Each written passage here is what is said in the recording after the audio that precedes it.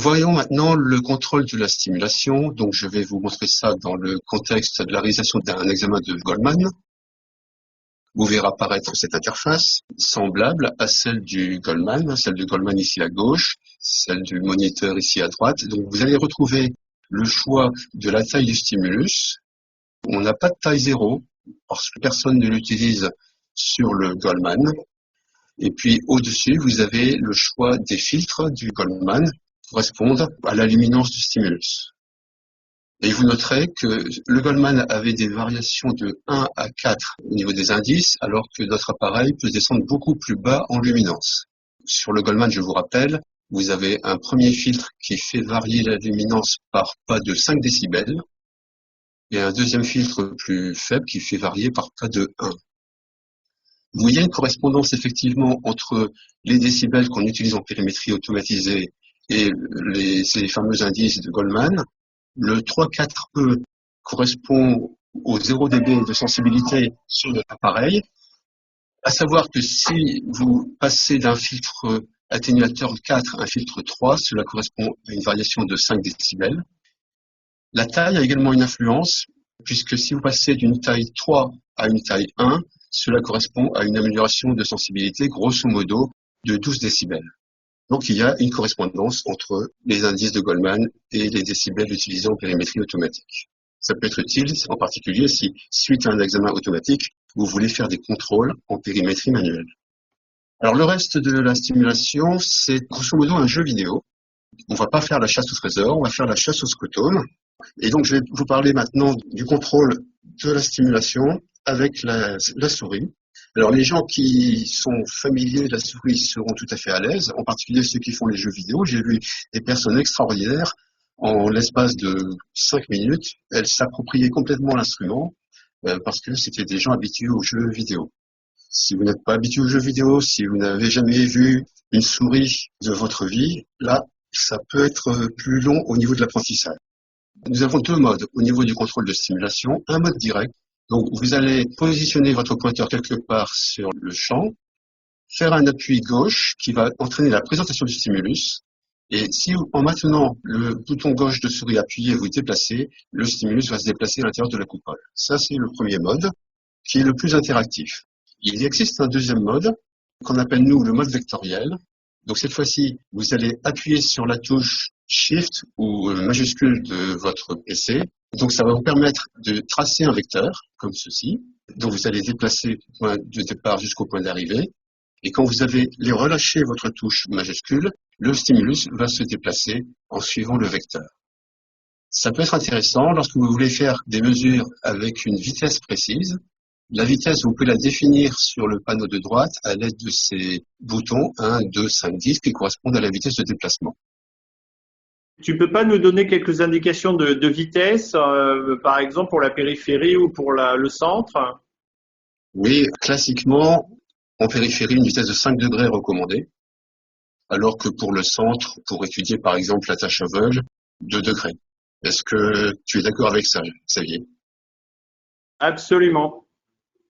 Très bien. Par ailleurs, ça peut être intéressant d'utiliser le mode vecteur. Par exemple, si vous faites un examen chez l'enfant, parce que ça vous permet, lorsque le stimulus se déplace, de regarder de façon plus précise la réponse de l'enfant au niveau de la vidéo. Autre fonction utile, c'est le zoom. Parce que sur le Goldman, un inconvénient majeur, c'est que l'étude de la macula ou même de la tache aveugle est assez difficile en raison du manque de résolution qu'on a sur l'interface. Ici, on peut zoomer et donc de cette façon obtenir une bien meilleure précision. Et l'autre chose intéressante, c'est qu'on peut déplacer le champ.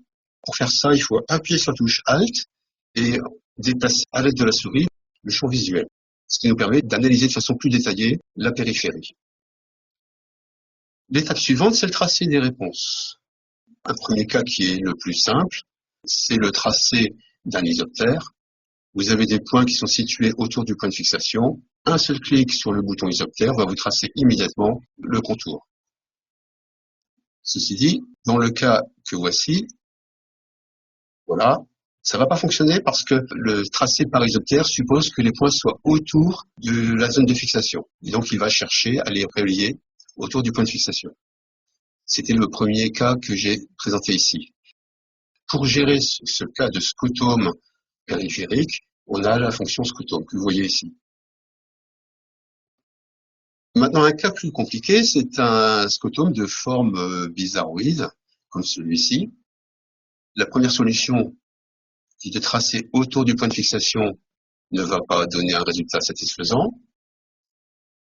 La deuxième solution, qui est de tracer autour du centre, ne va pas non plus donner une solution satisfaisante. Et donc là, on est obligé d'avoir recours à ce mode trace, où manuellement, on est amené à relier les différents points de réponse ensemble. Comme ceci. C'est aussi intéressant dans des cas tels qu'un isoptère qui n'est pas fermé.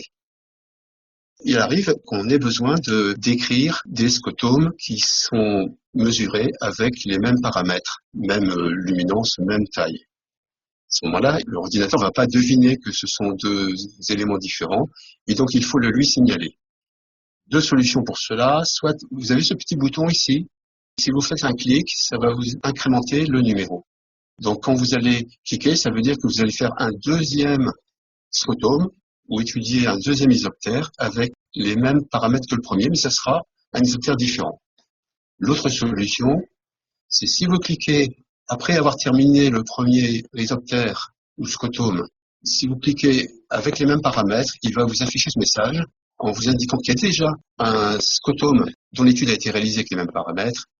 Est-ce que vous voulez relier ce nouveau point au premier ou est-ce que vous voulez en créer un nouveau? Continuons notre jeu vidéo, c'est l'enregistrement des réponses. Trois types de possibilités. La plus directe, c'est la poire de réponse. Lorsqu'il y a une réponse obtenue depuis la poire, vous allez avoir un symbole de forme carrée. Deuxième solution, et ça peut être très utile, c'est enregistrer le fait qu'il n'y ait pas de réponse. Donc ça s'obtient en une combinaison de Shift au niveau du clavier, majuscule, et un appui sur le bouton droit de la souris. Et vous aurez le symbole affiché sous forme d'hachure. Troisième solution, on verra l'utilité par la suite, c'est d'enregistrer une réponse par l'opérateur directement à la souris. Et donc ça, c'est un simple clic sur le bouton droit à l'endroit où vous souhaitez positionner cette réponse. Et le symbole sera un cercle. Rappelez-vous qu'un cercle, c'est comme un O de opérateur. Donc un carré pour le patient, un cercle pour l'opérateur.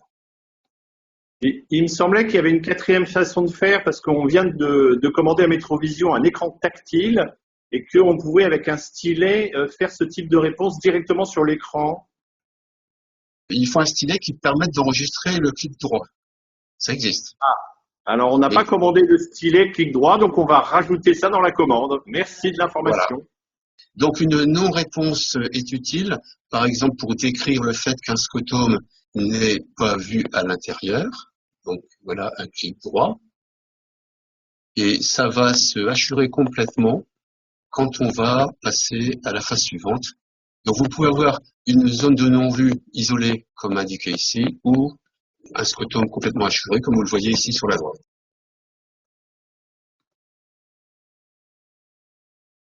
Le cas de l'enregistrement des réponses directement au clavier, il y a la situation de la périmétrie par attraction que l'on vous avait présentée la semaine dernière.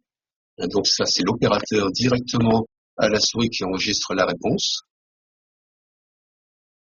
Un autre intérêt possible, quand vous avez des réponses très fluctuantes du patient, il est possible que vous traciez votre isoptère en faisant grosso modo une interpolation entre les réponses du patient. Si on fait 2 ou 3 fois le même méridien et qu'on a une grande fluctuation entre les réponses, oui, on va tracer à la main un isoptère qui va pas être, qui va être au milieu des points, oui. C'est rare comme situation. Une fonction qui peut être utile, c'est la fonction annulation. Donc vous avez un bouton annule et l'équivalent possible sur le clavier en appuyant sur la touche espace. Qu'est-ce que ça a pour effet? C'est d'annuler la dernière opération. Vous êtes trompé au niveau du hachurage. Un appui sur la touche espace, ça va revenir d'un état en arrière.